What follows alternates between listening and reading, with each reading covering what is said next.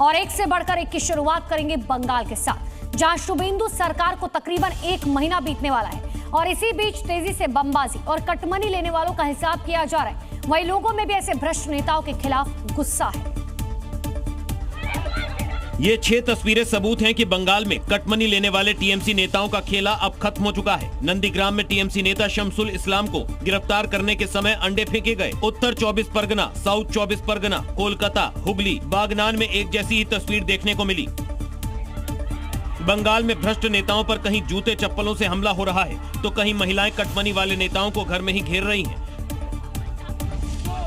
नंदीग्राम में टीएमसी नेता शमसुल इस्लाम की गिरफ्तारी के बाद लोगों का आक्रोश देखने को मिला। लोगों ने अंडे फेंककर शमसुल पर हमला किया और चोर चोर के नारे लगाए।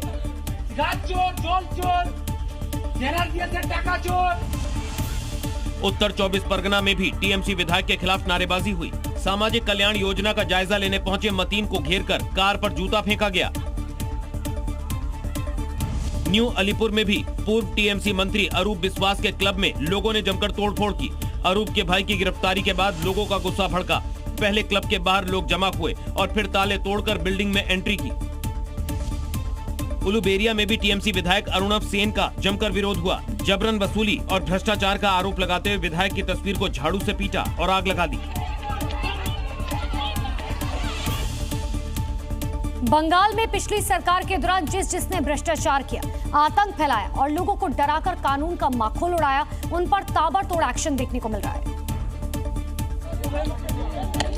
और इसी क्रम में एनआईए ने भांगड़ ब्लास्ट केस में टीएमसी के पूर्व विधायक शौकत मौला को गिरफ्तार कर लिया। बम से धमाकों के मामले में आरोपी मौला कई दिनों से फरार चल रहा था, लेकिन एनआईए के शिकंजे से बच नहीं सका। एजेंसी को शक है कि वो गिरफ्तारी से बचने के लिए बांग्लादेश भागने की फिराक में था।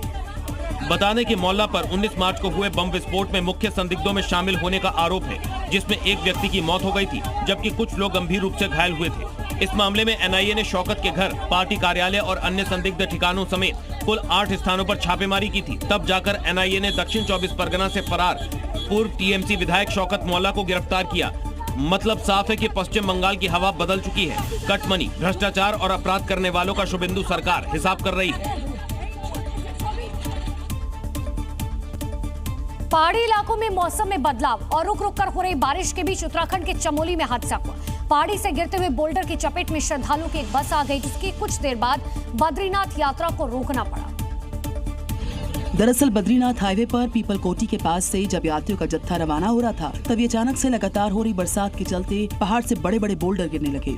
इस दौरान एक बस भी उसकी चपेट में आ गई और इस दर्दनाक हादसे में एक महिला यात्री की मौके पर मौत हो गई, जबकि कुछ लोग गंभीर तौर पर जख्मी बताए जा रहे हैं। इस पूरे हादसे के बाद मौके पर स्थानीय प्रशासन द्वारा रेस्क्यू अभियान चलाया गया और सभी यात्रियों को अस्पताल में भर्ती करवाया गया। साथ ही हालात को देखते हुए आगे की यात्रा को रोक दिया गया। सभी यात्रियों को पुनः सूचित किया जाता है कि पीपलकोटी के आगे बड़े पानी में रास्ता बंद है, पत्थर गिर रहे हैं। फिलहाल हाईवे से मलबा हटाने का काम जारी है, साथ ही श्रद्धालुओं से सावधानी बरतने की अपील जारी है।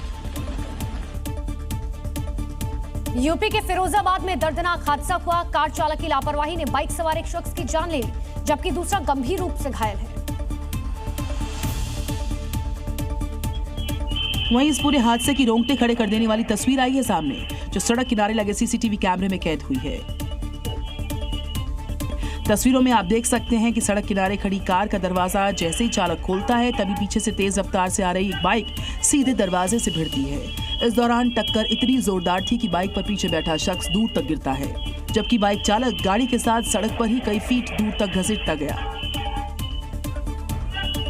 इस हादसे के बाद मौके पर मौजूद लोगों में हड़कंप मच गया, जिसके बाद जख्मी युवक को अस्पताल पहुंचाया गया, जबकि बाइक सवार दूसरे शख्स की मौके पर मौत हो गई। इस पूरे मामले में पुलिस जांच कर रही है।